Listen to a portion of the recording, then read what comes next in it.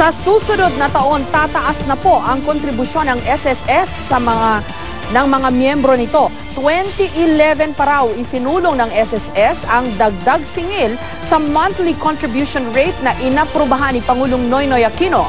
Dinipensahan naman ng SSS ang 8 milyong pisong incentive o bonus na ipinamahagi sa 8 opisyal at miyembro ng governing board ng ahensya. Naaayon lang daw ito sa performance-based incentive system. May report si Dante Perelio. Simula January 2014, ipatutupad na ang dagdag na 0.6% SSS monthly contribution rate sa mga miyembro nito. Kaya ang dating 10.4% na buwan ng kaltas, magiging 11% na.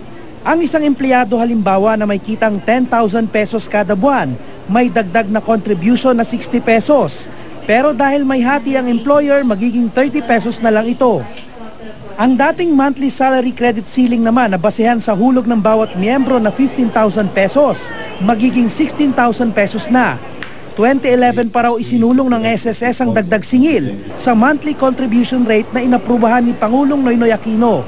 We're trying to institute a structural change so that we can close the gap between the amount of contribution that the member gives us to the amount of benefit that is being given to the member. Sa pagtataas ng monthly contribution rate, tatagal daw ng 4 na taon ang pondo ng SSS. Hindi naman nakaligtas ang pamunuan ng SSS sa tanong kung bakit kailangang umabot sa 1 milyong piso ang bonus ng bawat board of director at kabuuang 276 million pesos sa mga empleyado ng ahensya. Naglalaro sa 1 million pesos bawat isa ang nakuha ng 8 direktor, kabilang na ang chairman at president at CEO ng SSS na bonus. Pero paliwanag ni SSS President and CEO Emilio De Quiros Jr., umabot daw sa 1 million ang kanilang bonus dahil sa perfect attendance sa mga board meeting.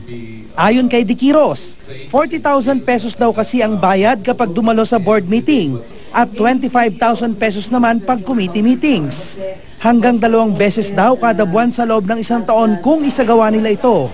The objective is you are trying to encourage people to perform well so that the institution become stronger. So the concept of the bonus is not to waste money. The concept of the bonus is to encourage people to produce more. The bonuses that were distributed to the executives and rank and file were different from the structure that was approved for the board. So, and I think the guidelines were set by the GCG, not by this board. So whatever our board has received and whatever we as employees of SSS receive is in accordance with GCG. Ang Governance Commission for Government-Owned or Controlled Corporation, sinabi namang hindi illegal ang performance-based bonus ng SSS. Naabot daw kasi ng SSS ang targeted commitment para sa taong 2012 at ang rate ng bonus na kanilang itinakda naaayon sa competitive rates ng mga private institution.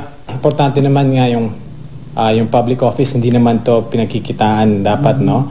Pero at the same time, kailangan harapin yung realidad na kailangan competitive tayo sa private sector para makuha natin yung mga mahuhusay na tao na mamahala sa mga GOCC tulad ng SSS. Pero ayon sa presidente ng Alert and Concerned Employees for Better SSS, kung ang mga empleyado ng SSS ang tatanungin, masyado daw malaki ang ibinigay na bonus sa Board of Directors. Gayong 10% o 500 mula sa 5,000 employees ng SSS ang hindi nakakuha ng bonus. We call it morally inappropriate. Hindi po nararapat. Sana po hindi ganun kalaki sapagkat alam naman natin na mas prioridad natin dapat po yung serbisyo para sa mga miyembro. Dante Perelio, GMA News.